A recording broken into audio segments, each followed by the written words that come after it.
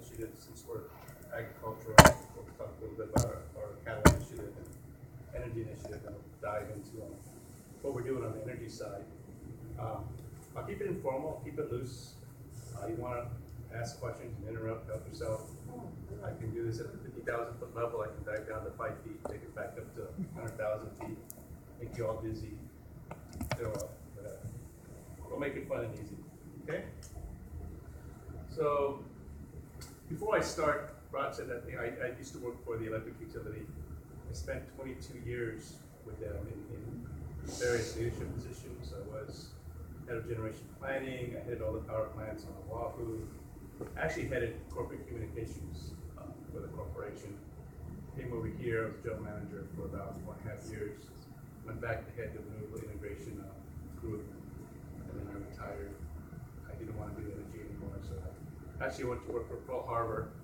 Did that for about 18 months. After 4 months, I said, I got to do something else. And 18 months came, and I decided to be consultant. A lot of folks were asking where I've been, so I said, okay, I'll get back in it. And then that's when I met Dutch Kuiper at Parker Ranch, and he asked if I wanted to come back to the Big Island. I said, you kidding me? Best decision I ever made was coming to the Big Island to work. The worst decision I ever made was leaving the Big Island to go to Oahu. So glad I'm here. I tell about my background a little bit because I am going to talk about the utility a little bit. Now, yes, I used to work there, but the people, you know, the guys in the deck plates, I have the most admiration for those guys who are out there during the rain, hurricanes, etc.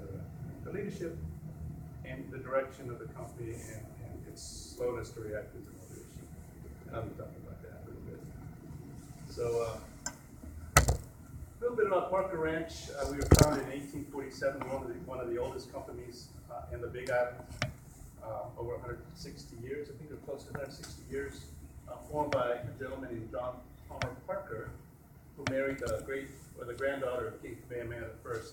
Interesting story. He was, I think, in China, working his way back to Oregon when he passed through here the first time. He waited 2 years to get on a ship to get back to Big Island. And they had that feral cow problem. Cows were brought over to the Big Island. The king didn't know what to do with them, and they just ran free. And his job was to kind of get them back together. He started off with 2 acres, got to 10. The ranch eventually went to about 500,000 acres, and right now we're about 130. Sixth generation Richard Smart decided just before he passed away to turn the ranch into a trust. So he modeled it. Some say he modeled it after Queen Emma. So it's the beneficiaries are healthcare, education, and the community. In this case, it's the North Hawaii Community Hospital, HPA, Parker Schools, and the Richard Smart Fund is part of the Hawaii Community Foundation, which gives out full rate scholarships for kids and on the Big Island, and most of the donations are going to Hawaii.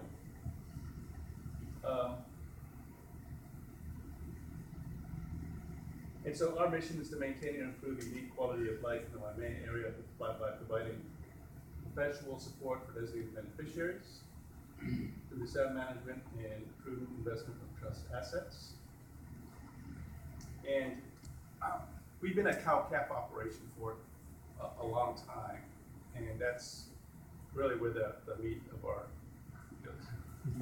Yeah, no, gotta drop that one. But you know, we're a ranch, and we're always going to be a ranch. But we've decided to also split up into other areas. One is what we used to call it the grass-fed program, but really it's the local beef program over here. We don't want to call it grass-fed because there may be times, like during a drought, we might have to supplement the cow with clover or alfalfa or bark or something, feed, you know. So it's locally grown beef, and we have about 2,000 head, 2,200 head in the program right now. We're probably going to take about 1,500 head to the slaughter by the end of the year. Bring about 2 million pounds of locally raised beef into the local market. A lot of it's going to the local slaughterhouse over here, Big Island Beef, but some of it is also going to Waihata on Oahu, and it's being marketed through the Chef Zone under the Paniolo Cattle Company brand, and that's going out to restaurants. We're doing that right now. You know, maybe hopefully we'll be big enough to do that on this island as well. And I'll tell you a little story about Paniolo Power as we, well, maybe I can start now. So Dutch Kuiper, a couple of years ago, I guess, was looking at our cattle operations margins on the Mauna Kea side of the ranch. That's where a lot of our water pumping loads are. Those margins were being wiped out by the high energy costs. So he wanted to do something about it, and he hired a team from Booz Allen Hamilton and Siemens to look into it, and I'll talk about it as we go on. But I wanted to show this photo right here, or this graphic, because Parker Ranch, Waimea, North Kahala, is in a red circle. It's about the size of Kauai, I think. And the dark blue is the wind resource we have up there, and it's class 7 winds, which is about the best you can get in the world. So you can imagine, I mean, there's enough wind resources there. We've had it measured to to share with the entire island, not just the ranch in North Kahala and Waimea, but actually the entire island. So Dutch asked me, okay, Jose, let's try to unlock the renewable potential of this wind resource, of the resources we have, the energy resources, to reduce the electric costs of everyone on the island. And we'll talk about why we wanted to do that. But we have wind resources, and the one thing I want to talk about a little bit is fuel volatility. So this is a graph of fuel prices. These are HELCO fuel prices over the last 9 years. The data only went to October 2014 from the DBED website, so I didn't have any new data. Obviously, oil prices went down. But what it shows is that average volatility over a 3-year period was 40%, 39, and 17. But the overall volatility over that time period was 54%. What does that mean? Yeah, okay. I'm just going to ask you, you define volatility in this context. Okay, sure. So volatility really is just the swing in oil prices. And we learn how it's computed. It's the standard deviation of the returns, which is the log of the difference in the fuel prices. But anyway, yeah, for you technical folks, that's how it's done. What it means is, when a utility makes investments in power plants, or say fossil-fired power plants, because that's what it's been over that many years, the shareholders basically put their money in and expect to get a return, but the fuel price and the changes in fuel price gets passed on to the customers.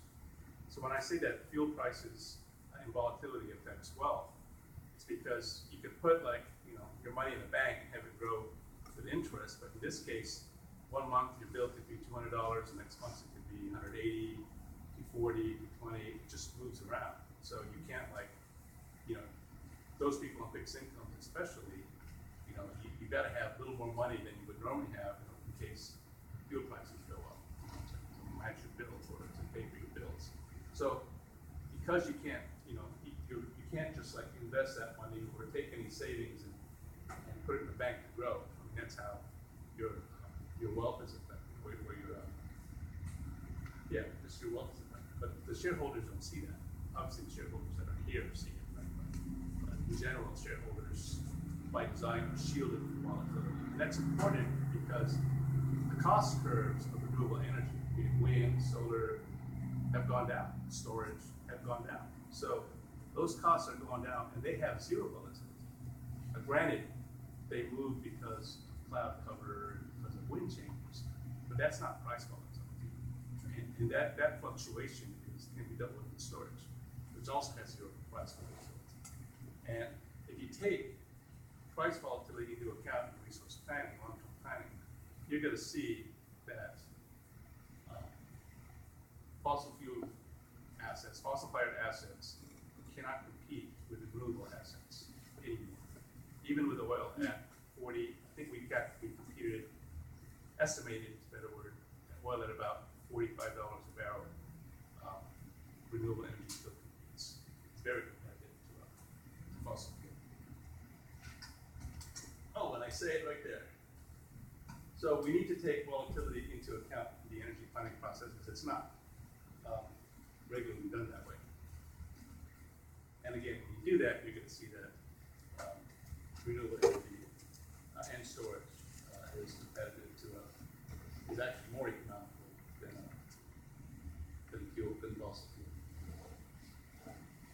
So we worked with a team, with Siemens and Booz Allen Hamilton, put together a plan to help us at the ranch say, okay, how do we fix our ranching situation? How do we reduce costs for the ranch?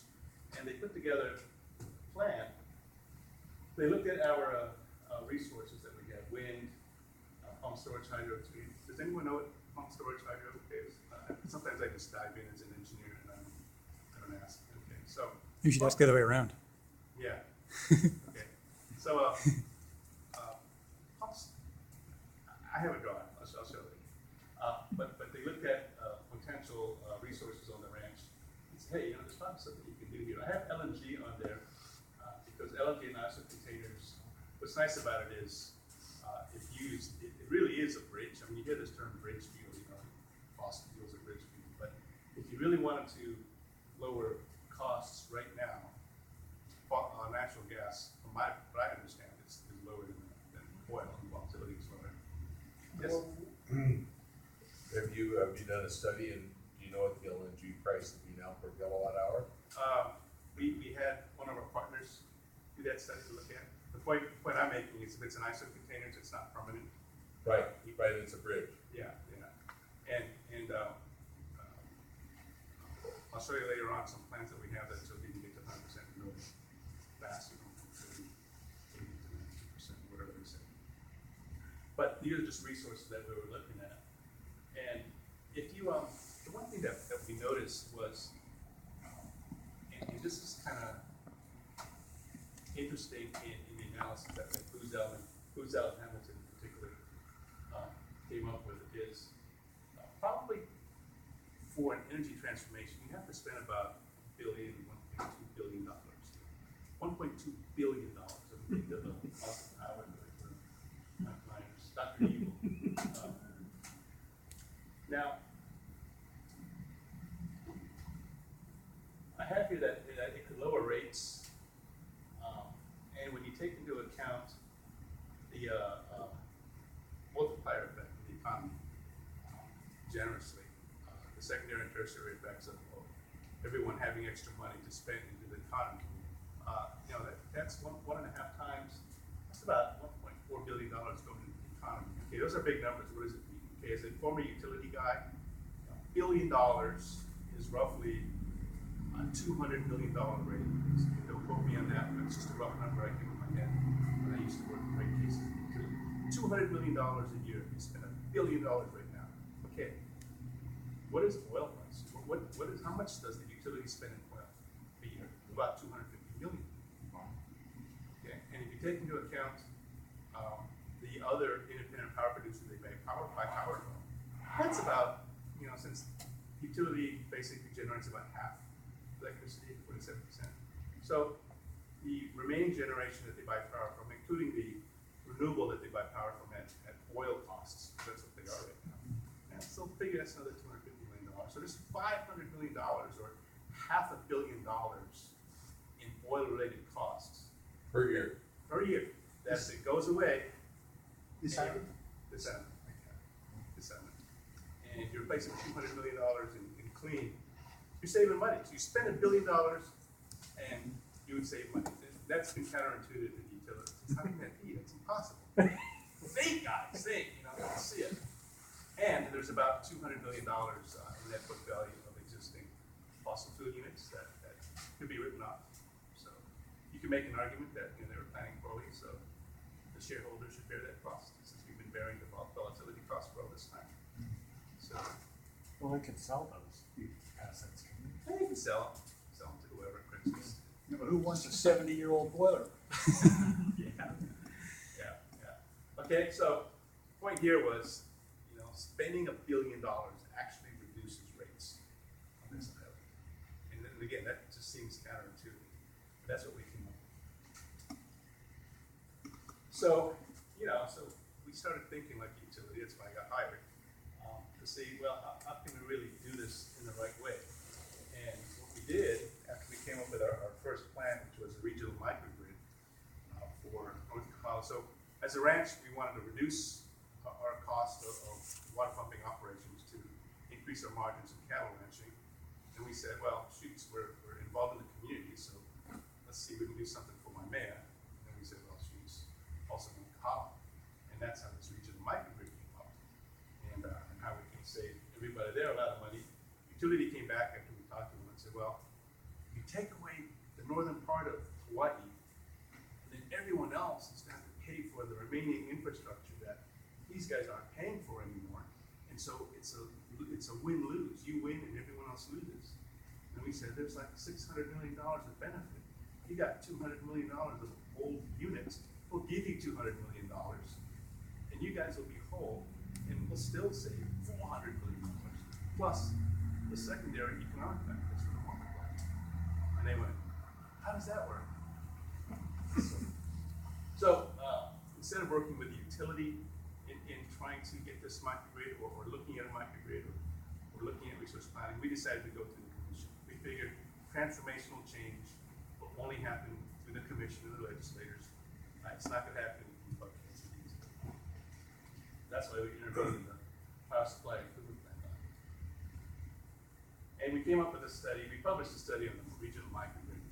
So, Can we back up just, did that cost we were talking about when you were talking utilities, did that include all the transmission lines and everything that you would, all the transmission lines that they have already in place? Was that part of the equation? yes, actually, there's two ways we looked at it. One, where we would wheel the power, or we would basically use the utility's existing transmission and distribution wires and pay them for it.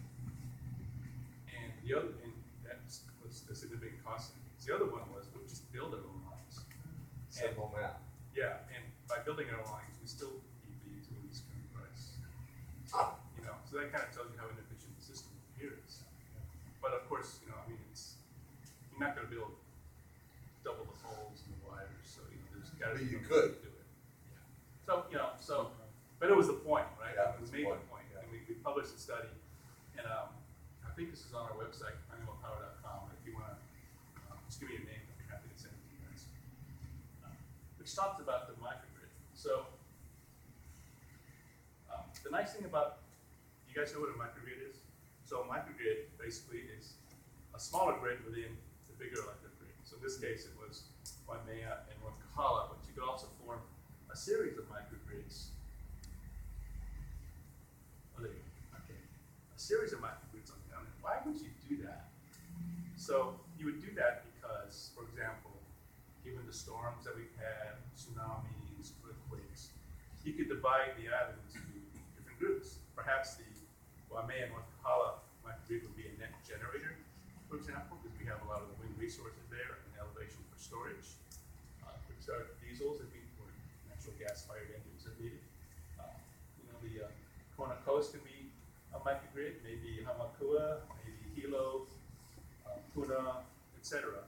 And what's nice is and the utility they could either own the entire microgrid, design it themselves, or they can just own the wires or the transmission backbone that feeds the different microgrids. And during a storm, each microgrid could separate from the other. So if the Hilo microgrid gets wiped out, for example, the other microgrids could still stay in service. Or maybe the Waimea microgrid or Kahala microgrid could be a net generator of electricity to maybe most of the microgrids, but in order to improve resiliency for a storm, then everyone kind of severs their connection and just act idly for a while, come back and leave. So does it cost more to do this? We don't think so. And we think you can do it freely. But again, it just increases resiliency for the island. We're unique. We're not like the mainland, where mainland microgrids normally cost more, but given the storms that we see here, it's probably better for us. Plus, our electricity prices are high. Well, mainland has two major grids, and then all these independent utilities, some of which are investor-owned, some of which are publicly owned, that basically service a geographic area. Isn't that basically the same as a microgrid? Yeah, as a matter of fact, the whole. And they're all interconnected though, so they can help each other out. Yeah. So the whole national utility system was actually a series of microgrids, right? Technically, they're all interconnected and they're all not all together. We just don't have that advantage over here, right? We're just separate grids. It's really hard to borrow some power from Gigi. Yeah, it's a big old extension cord build. So we wanted to demonstrate the value of the microgrid and then work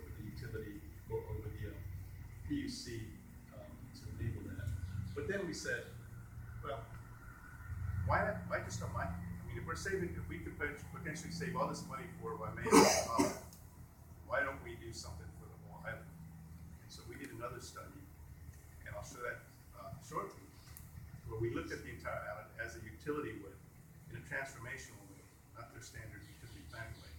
And we were able to come up with a plan that gets to 100% sooner and lower cost than utilities. But before I get into that, I'll talk a little bit about energy storage, as I said I would. And you guys know about battery energy storage. So they have utility scale storage, which is getting more cost effective. You've heard Tesla's Powerwall.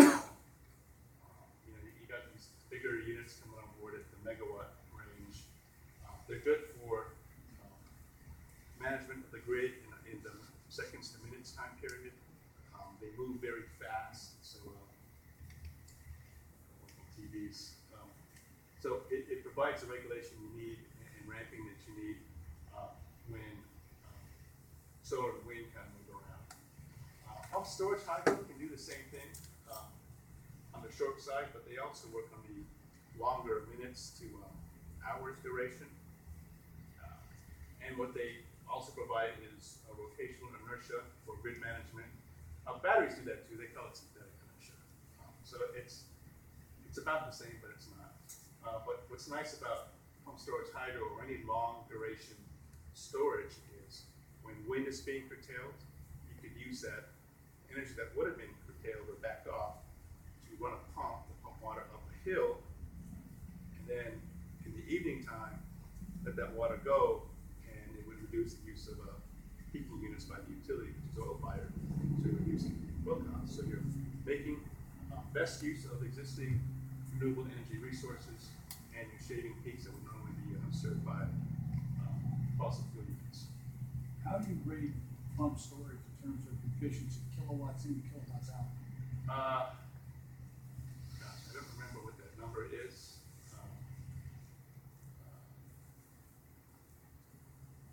I don't remember the numbers.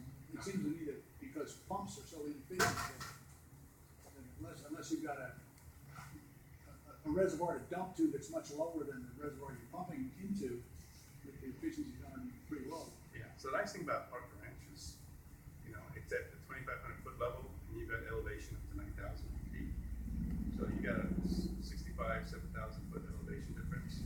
We looked at 49 different places on the ranch where you could put pump storage, looking at head to length ratios, optimal places to put it. There's a number of places where you can put pump storage hydro on the ranch to basically firm up wind or solar. So you got the outlet a lot lower than the inlet, basically. Yeah. It really matters because if you have excess energy, then it doesn't matter how much you use to pump up the hill because you've got excess. It's free. Well, unless it costs you $1 million to run one light bulb. Yeah. And we'll show that it's very, very costly. We have a report on hydro efficiency right now that's claiming up to 80%. 80. I've seen that claim. I've seen the configuration. How much wind is curtailed on an hour? How much wind is curtailed right now? I don't know the exact number right now. I don't know what the number is. When I was at the utility, I was here between 2007 and 2011. 2011, gosh, I can't even say. Enough to where they're complaining, but I don't know what that number is. Yes, sir. My comment is that when we heard about Proctor Ranch from the manager, he was talking about pumping water from Waimea up to Koala Mountain, and then using that to generate electricity when they needed it, and in the daytime pump that water back up. Right. And it really bothered me because I thought, that's thinking kind of small. So I said, if I were doing it, I was managing Pump Ranch, I would say, why don't I pump water from my field, pump it up to the station, use the electricity produced, and then the water I got, I can use for irrigation in Waimea. And I do a two-pronged thing instead of just worrying about just electricity. I got the whole agriculture of Waimea. Be beefed up, and all I had to do was change my source. What the pitch, our pitch was, up there, and I put it up, instead of the water going to Koala like it used to, the shipping gate, you could just pump it. That's my 2 cents, I wanna get it into you guys, burn it up, so you can incorporate that. Great 2 cents, and we're on the same wavelength, because what we think is pump storage hydro, given the water on the ranch, will change the face of agriculture in this state. We'll use it for irrigation, we'll use it for finishing for pasture land. If you wanna talk about farming and row crops, I mean, there's a lot of potential. There's potential for a lot of high elevation water up in our area, and if we can tap that, it's a source that some say it's a tremendous resource, and so we can use it for a lot of things. That's the thing about the most, they always talking about this. So, yeah, so, Get pumped on. yeah. Again, I'm looking at energy, but I also look at the whole ranch sustainability, agriculture, energy, water, food nexus. And we're looking at that level too. So, just focusing on energy, but it is compatible. So you're gonna do it? Yeah, absolutely. Okay. Absolutely. Absolutely. So, okay, so here's pump storage in a nutshell. So you have a lower reservoir. You've got all this wind that the utility wants to back off because there's too much energy on the grid. You use that to pump water up the hill, and then in the evening, you let that water go. Now, that's traditional pump storage. You see that in California. The way we want to do it is you're going to have 2 penstocks, 2 pipes, 2 pumps. So you're pumping water up the hill when energy is being backed off, renewable energy, but you're constantly trickle flowing water downhill to provide the grid management that the grid needs. So you're doing both at the same time. And that's really what we think is the next level or next stage development of pump storage hydro. Yes.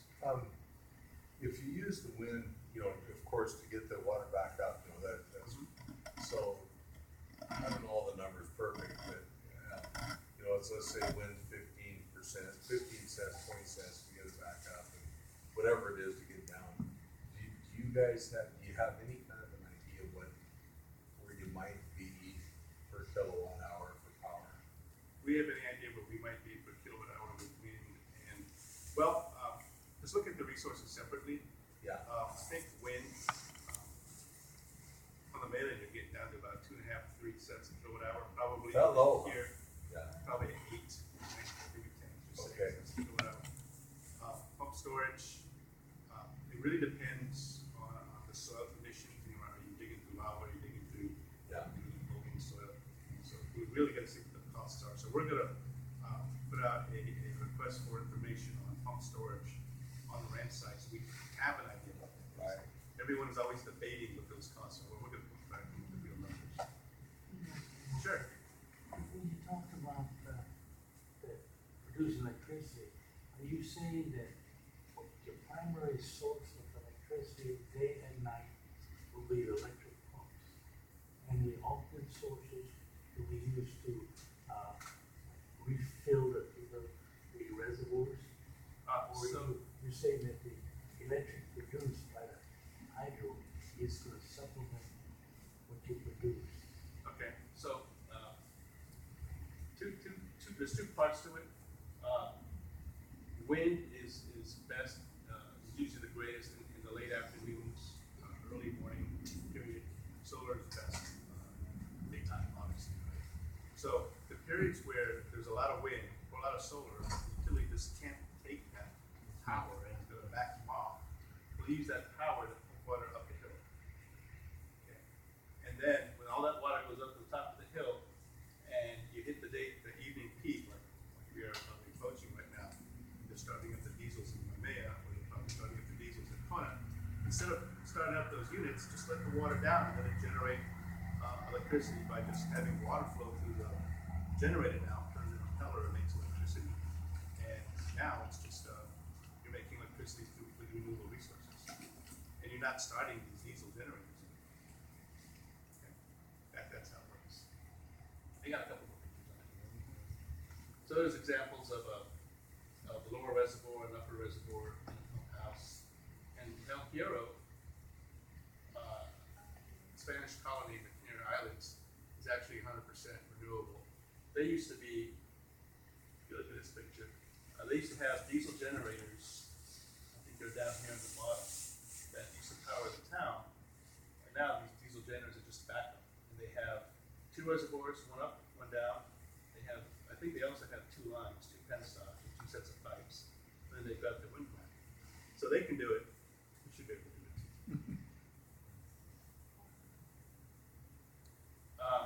And so, here's where I start picking on the utility. Their plans are too slow. I think they're focused too much on the shareholder. Yes. Back to the El Hero, do you know what the numbers are, what it's producing and what it's costing to produce? For these guys. Yeah. I had the numbers. I don't have them on me, but I can get it to you. I mean, because that'd be something you'd be targeting, right? Yeah.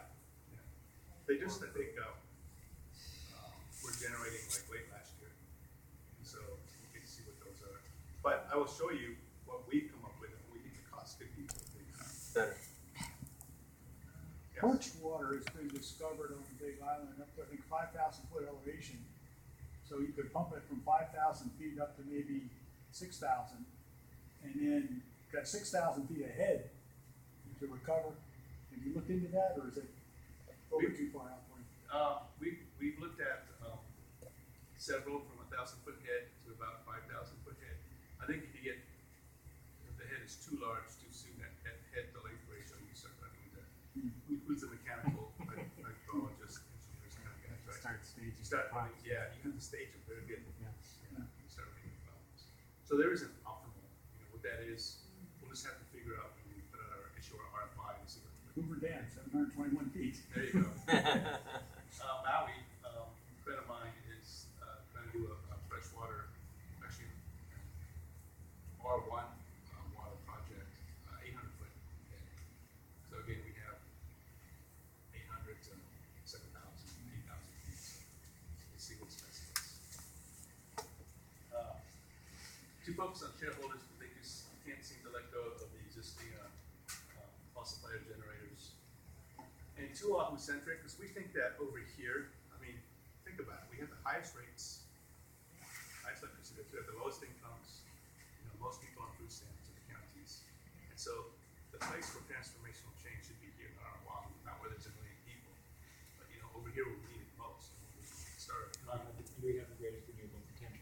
And we have the greatest renewable potential, exactly. Exactly. We're not the only ones that say that. DBED saying the same thing. And so we think, and I'll show you some plans, that we could accelerate the installation of renewable energy, accelerate the retirements of the existing fossil fuel units, and create better value for customers. And we're not the only ones that saying that. DBED said the same thing. So I'm going to show you a graph of Helco's IRP. This plan was submitted, I think, in 2013 and got rejected by the commission. But I just want to show you a couple things in this plan. They had a lot of renewable energy resources in there. If you look at the bottom right, there were 89 megawatts of renewable energy added in their 15-year plan. Why did the commission reject it? It's because there were no retirements of fossil fuel units. There was no fuel switch. There was no emphasis placed on customer value. And so if you look at just added generation to the system, it results in added incremental cost. And so their cost curve is actually going up. And that's why I'm showing this for reference. If you look at their power supply improvement plan, so after the commission rejected their IRP, integrated resource plan, they said, okay, you got 4 months to come up with another plan. So they submitted this plan in, I think it was August 2014, and they had the Hukunu biomass unit, which I think is delayed. They've added batteries, a fuel switch, LNG in 2018, and phase 2 in 2022. So 2018 was the ISO containers that containerize LNG, and then they're going to get this big ship to come in 2022, which has the scale for volume to reduce the cost of LNG, and then they're going to ship it to big enough to reduce costs further. They had geothermal resource, 20 megawatts of wind in 2020, 25 megawatts of geothermal in 2025. And they actually started to retire units. And so they had 49 megawatts of retirements, not as much renewables in there. And the utility called this a transformational plan. This is transformational, it's a change. Something's happening. And all I say is they listened to the commission. The commission told them to do this. So it's not really transformational. But what's interesting is with this new power supply improvement plan, they're saying that costs will be going down by about 27% over the 15 years. And so if you lay on top of that the old IRP costs, remember they didn't have any retirements or field switch, so the cost would always go up. You can see that tremendous value was generated just by listening to the commission, having the commission tell them, it's embarrassing. I was gone by that, by the way. So we looked at that and we said, well, can we do better? So we started with Helco's power supply improvement plan, and then we said, is that 25 megawatts of geothermal in West Hawaii realistic? Really? I mean, there's no attempt, I guess, at this point in time to prove the resource. The state wasn't involved in the geochemical analysis, et cetera. So, the time it takes to develop the resource and then to build something, we don't think you can do it by 2025. So what if we were to replace that with pump storage, hydro, and wind? So 20 megawatts of pump storage and 75 megawatts. That's a lot of wind and enough pump storage to firm it up. In addition, what if, see those retirements? Let's accelerate those retirements. Why do they have to happen in 2020 and 2022 and 2024? Retire them all within the first 5 years. Ooh. Get rid of oil, right? Get rid of that volatility in oil. And so what's going to happen? So if we look at the bottom right, you're retiring the same number of units, just sooner. You're adding a lot more renewables, some of it firm. And what does that do to your costs? Well, here's that curve again. Remember, in 2018, costs go down for the utility because LNG came in containers. In 2022, it went down again because of the shift, FSRU, which brought in a lot of natural gas. And then the slide after that is because of the benefits from renewable energy. So by accelerating the retirements, accelerating LNG, and accelerating the installation of renewables, you can add a little more value. And so we think you can drop prices even further, faster. Because to benefit the customers, right, and we want to do that faster, not later. So when the utility decided to push off LNG and containerized part to later, I was looking at this and I would say, okay, that's not in the best interest of the customer. Because we feel that customer value drives shareholder value, not the other way around. So we think you can add more value. And it turns out when you accelerate the plan like we did, and instead of geothermal, add the wind and pump storage. Oh, okay, we do that. That's next.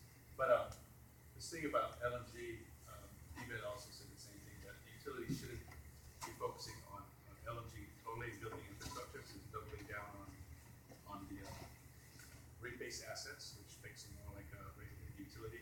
We're saying over here that if you want to do LNG, let the gas company do it. And the gas company actually has already said that LNG for electricity would really be a bridge, that they're going to focus on transportation. And so they ramp up for electricity and then bring it down as transportation technologies improve. But if it was the electric utility, that's infrastructure they have to buy, invest in, and you're stuck with it for 30 years. Right. So kind of different way of thinking about it. So DBED isn't like the way the utility is thinking about it. And when you look at the plans between Helco and just that one plan where we compared to Helco, the renewable energy percentage of the Helco plan was 92%, and ours was 105.9% renewable energy. You're going to say, how can you have more than 100% renewable energy? And really, it's the way the formula is calculated, that formula that's in the renewable portfolio standard law. And you might have heard Henry Critters talk about it, or some folks in the Star advertisers say you can get to greater than 100%. Well, we can. We can get to 106. So if you really just did a pure engineering math percentage, what is 92% RPS in real renewable energy? It's about 85%. And what is 106? It's kind of more like 98%.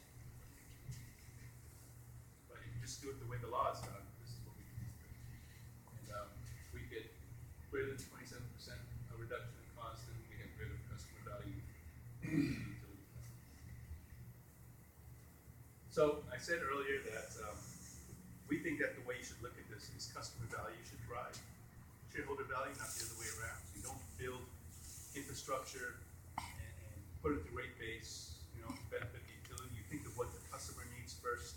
You do that, and then that shareholders will like that, and then they'll increase the value of your stock. And we came up with a list, kind of like David Letterman's top 10. What are some of the things that the utility could be doing to improve customer value? I put where'd it go? Number 3 is my volatility one. That if you're able to discount all costs of resources that use fossil fuel with the historical or implied volatility, pick one. Anything doesn't matter. Since costs are within 10% of each other already.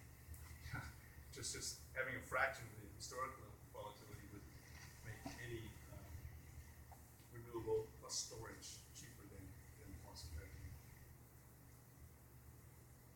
So one thing that we've been working on, okay, can we do microgrid now?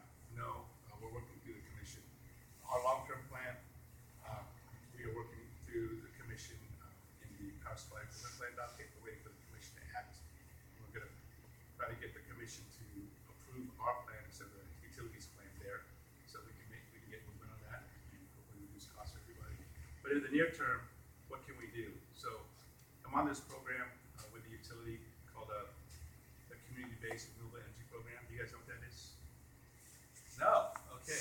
Brett knows it all. So it's a law that was passed by the legislators this year, signed by the governor in June. And those that don't have rooftop solar can, like renters, like small, medium business owners who lease office spaces or buildings, can't put solar up there to reduce their cost. Now they can buy into a solar program. A developer could put solar somewhere else, and you would subscribe to that program and get a credit on your electric bill, even if it's not on your bill. So now everybody will have access to the benefits of renewable energy. That's the good news. The bad news is who has that energy metering right now? Okay, so you guys are getting your credit at full retail rates, right? So your payback is not 5 years, or sooner, right? For those that put in their solar later. For the guys in community renewable, it's not good. The credit won't be at full retail rate. It'll be at some percentage of that. I don't know what that number is going to be. As a matter of fact, we're all waiting for the commission to rule on NAM 2.0, which would also have a different rate as well. So those folks that put in net energy metering in their homes, after the commission makes the ruling, aren't going to get full retail credit. So your payback period might be around 6 to 9 years instead of 3 to 5 years.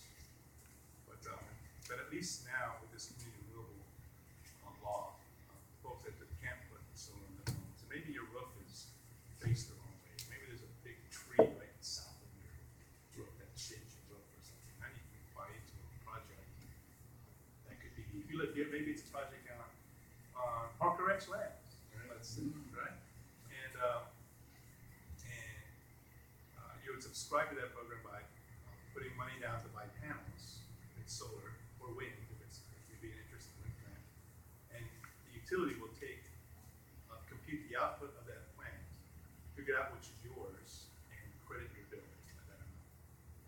Okay, so we're working on that. The utility has to file something by October 1. We've been kind of wrestling with them on how to make this kind of simple so the commission can approve it quickly, to get everyone benefit quickly. We were trying personally to have this thing done so we can have a project in place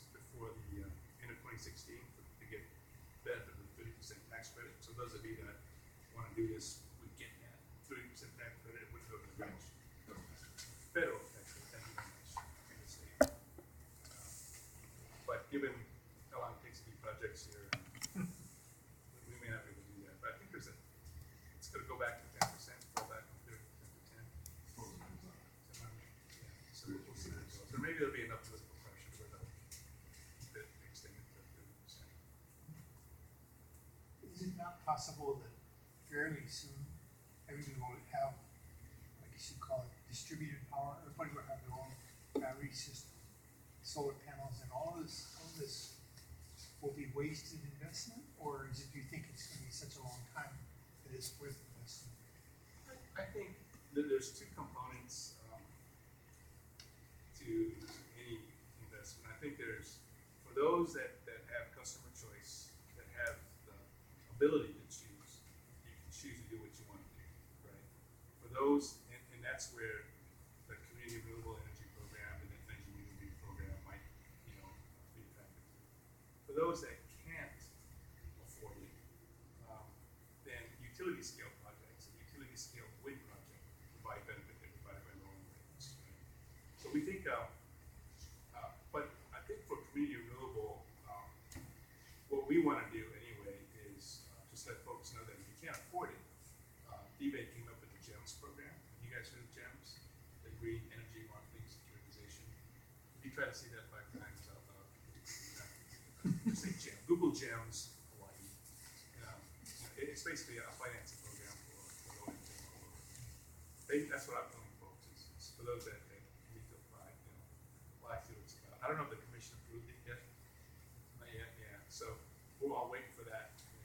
You have that. I think it's kind of like an ongoing financing program. It just seems like prices for those components are going down so fast. Yeah. And pretty soon, just because you can't afford it now, pretty soon you may work. That's true, and people are saying, so therefore, why do you need the tax credit? I think they said that, right? Because you get the money now. Because you get the money now. The other thing is, we were told at one point that flywheels are going to be a big thing on energy storage, but you didn't mention anything about that, is it?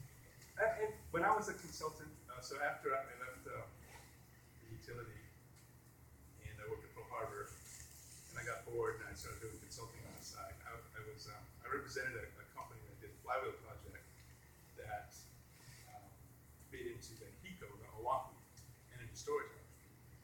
And a lot of potential.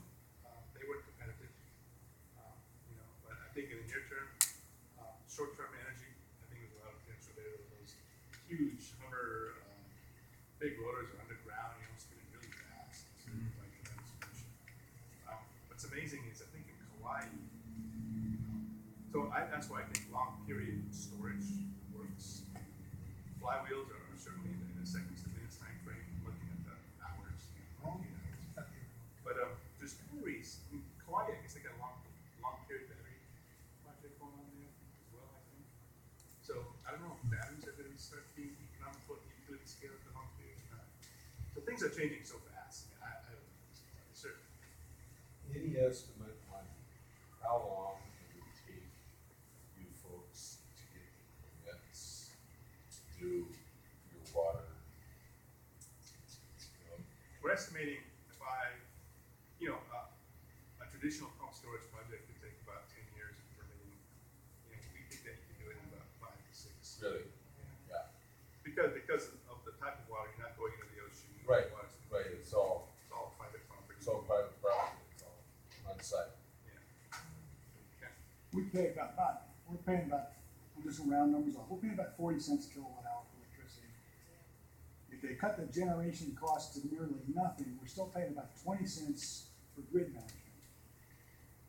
And there are rural counties in America where they're paying 11 cents or less than that. 3.6. And the question is, why is our grid so expensive to operate? Good question. As a matter of fact, when we did this study, just to pay a wheeling rate to utility, we estimated that cost would be 12 cents a kilowatt hour. We're going, 12 cents is the national average of electricity, and so you're paying just for the transmission and distribution and stuff like that, right? Well, I looked into really southern Indiana counties where they don't have any local generation, so they're sending the power down from Great Lakes somewhere. They're paying 11 cents Yeah. to have it transmitted 150 miles, 200 miles. So why is ours so high? Does anybody know? Yeah, I mean, you know, from the utility speak, I mean, just the cost of shipping things over here, one, right? But then ultimately, you gotta look at the design of the system too, and how it grew up, right? And so I think, you know, from 5 plantations all interconnected together, and then slowly changing out pieces of the grid, you know, continuous investment and change, and we just kept prices going up. You know, I don't know how to do it or you know, what could have been done better at the time, but certainly, you know, this disruption was kind of It looks like our transmission lines are relatively low voltage 69,000 volts. versus 440, 550,000 on mainland. Right. And so then the question becomes, this is the questions I used to ask, I'm glad you asked these questions. What if we were to, you know, Oahu, it's 138,000 volts. We got much more, we got twice the land mass of all the other islands combined. Maybe we should be higher, right? Maybe we should be at 5,000 volts. But just remember to do that in the way the rates are structured right now. You know, it's gonna cost you a couple $1 million for a transformer. It's gonna cost you, you know, a couple, $3, $4, $5 million for a conductive wire. Who's gonna pay for it? The same 189,000 customers that are here. You know, so is that a cost you want to stomach? Right?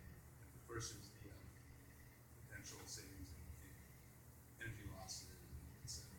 So I think that was thinking back then, but now with the disruption because of PV and not because of wind and storage, that gets to be thought of in whole. And we got to hold the utility to think about this whole thing as one package and not just Even we're on the, losing generation. What do I do? on the smaller scale, the streetlights are 120 volts. It's crazy. You run them long distances. 100 street lights, 408, 208. I don't know. Nope, 120. 120? On this island, all of them. Oh, okay. I mean, just something simple like that, and we have a higher voltage. Actually, they're converting the street lights to LED, and it'll save $200,000 a year. But there's still 120 volt LED lights. I don't know, what's I the do. optimum for LEDs? Yeah. Maybe that's what LEDs come at. No. No? Okay. I don't know. Go ahead, yeah. You know, you talk about the 12 cents, you know, for whatever Transmission distribution yeah, costs. but you have to remember what people forget, and be the devil's advocate here, is they forget that we have the cost of all the people that maintain these lines, and they're high-tech people, and they get paid well, and so that cost is never going to go away. And so be it. It's a good paying job. They deserve what they get paid. And so, you know, that's one thing that a lot of people forget. Good point. Thank you. Just- Yes.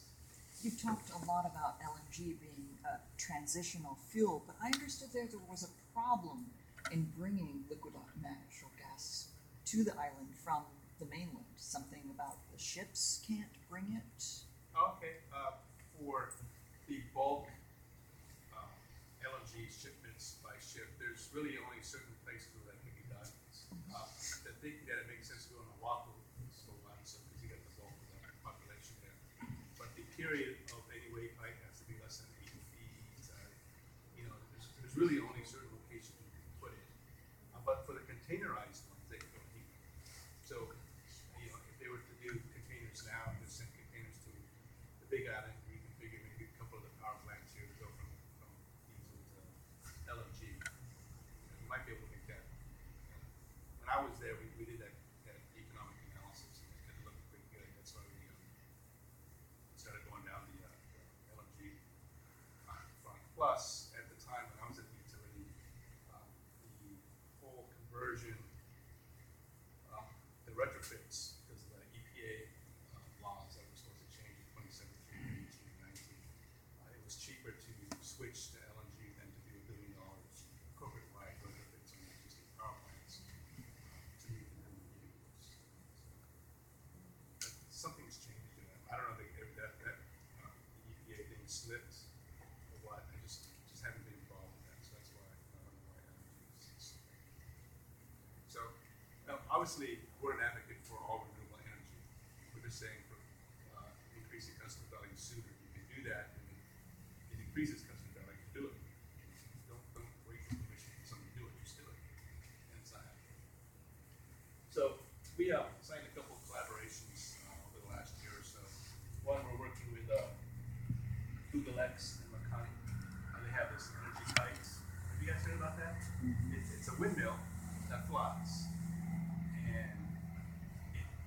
It's using 90% less mass than a traditional wind turbine, which has a tower, a nacelle, right, and blades. So this thing is just looks like a part of an airplane.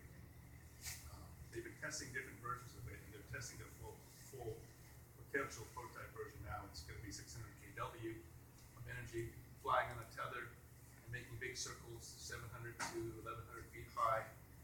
The winds there are a lot better than the winds below. Probably not going to hit as many birds up there. Airplanes. Just airplanes. Yeah, the wing's about 90, close to 90 feet long, probably between 85 and 90 feet long. Probably weighs about, I think, under a ton, 2,000 pounds.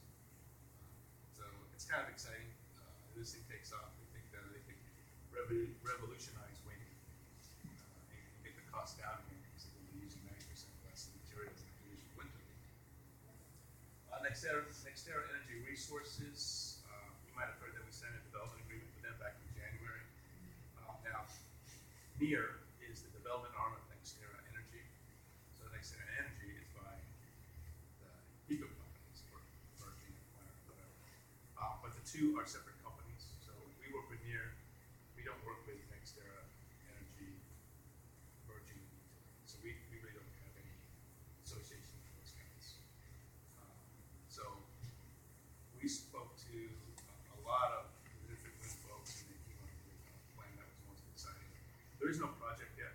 So what's nice is, and this is for land out in our North Kamala area of our lands. And so we haven't developed a project, so we're really going to the community and just talking to the community about what we could possibly do there and getting their input before a project starts. Normally, a developer comes in and says, we want to put in a 150 megawatt project, what can we do to please you, right? We're doing it the other way around. We think there's something out there. We know there's something out there. Okay, before we figure out what size it is and what it ought to be, why don't you share with us what you guys think? Build it from the ground up. And then Hawaii Gas, again, we've been talking about LNG. We think that Hawaii Gas alternative is better than the alternative. And Siemens and Booz Allen Hamilton working with us. We're going to finish this phase 2 study. We talked about the island that one time next year where we can get to 106% cheaper than what the utility comes up with. We'll share that publicly after the commission starts moving on the Mars plan.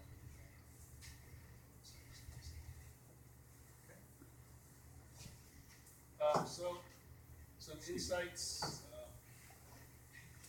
You could spend a lot of money to reduce rates here. I think that's the one thing I want you guys to go away with is that.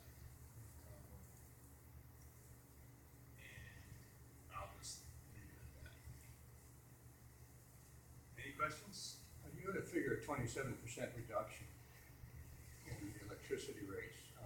That sounds useful, but not overwhelming.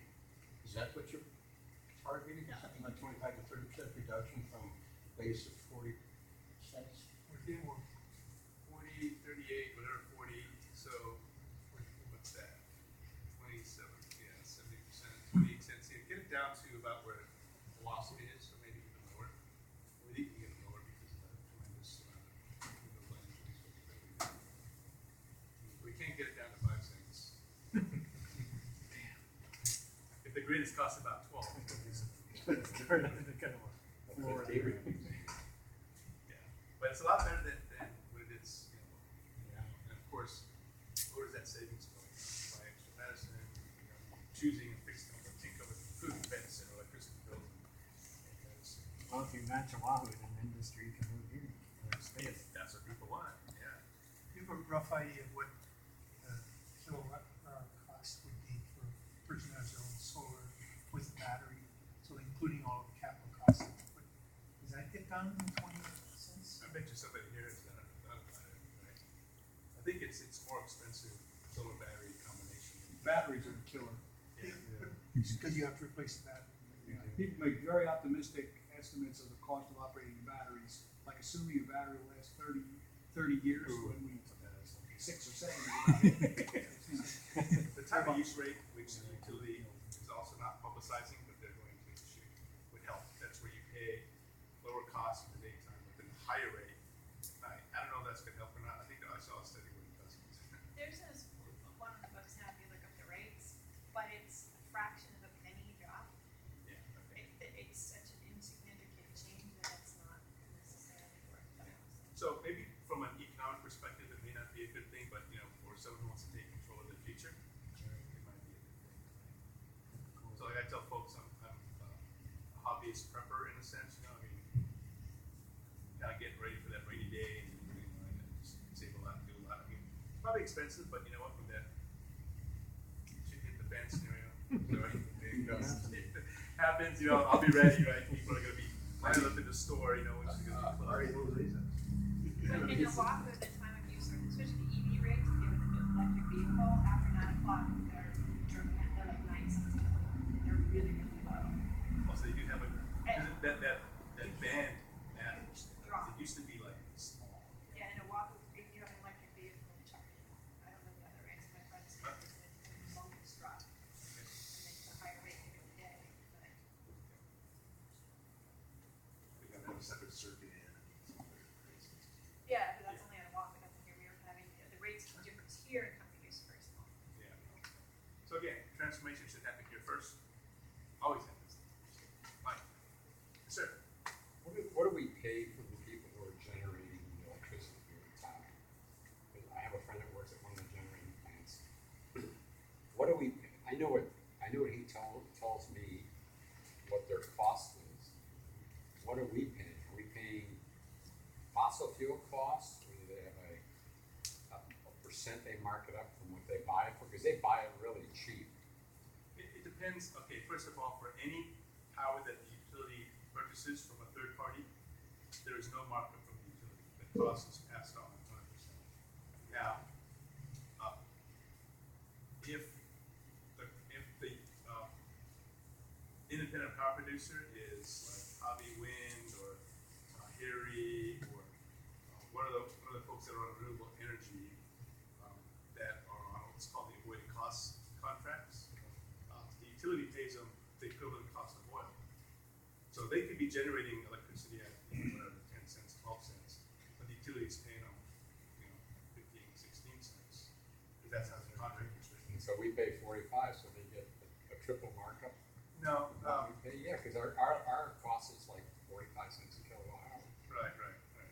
If they're paying 15 cents, even 20 cents. Well, that's just the wholesale generation rate. You have to add into that, you know, the cost of building, the cost of delivering that energy. Add the 12 cents for the delivery, so that should equals 12 cents. And then add, you know, the cost of building, the cost of whatever else is in there. So that's included in all those little taxes we pay at the bottom of the bill. Is that? Did you ever see all the little taxes Oh, yeah, we pay in yeah. the bottom of the bill? Like in California, I have a house in California, we paid for the taking down of San Onofre, and then when they put it up again, we paid for the putting up of San Onofre. When they took it down again, we paid for the taking. So we have 3 charges from San Onofre, taking it down, putting it up, taking it down, which I think is ridiculous. But That's where does the utility come in with all the millions, the billions they make, where do they put their foot in and try to reduce the cost? That's where the commissions come in and say that it's in the public interest. What? That's where the commissions come in and they say that cost is in the public interest and they pass it on. Wilco, Long Island Lighting Company, right, when they shut down or power plant that never got built and they passed those costs on to the ratepayers. That's another classic example. So who sets the rates? The PUC? PUC raises the rates. And who's on the PUC board? The chair is Randy Awase, just appointed recently. Michael Chapley, term expires I think in 2018, and Lorena Kiva's term expires in And there was just a revolution in the PUC. There actually, there used to be a running joke that the PUC was a wholly owned subsidiary of ECO. Yeah. And now it actually answers to a different part of the legislature and has become more consumer I oriented. think this commission has been very progressive Yeah. and really has shut down the utility and I mean, the fact that they denied rejected their IRP, integrated resource plan, is proof.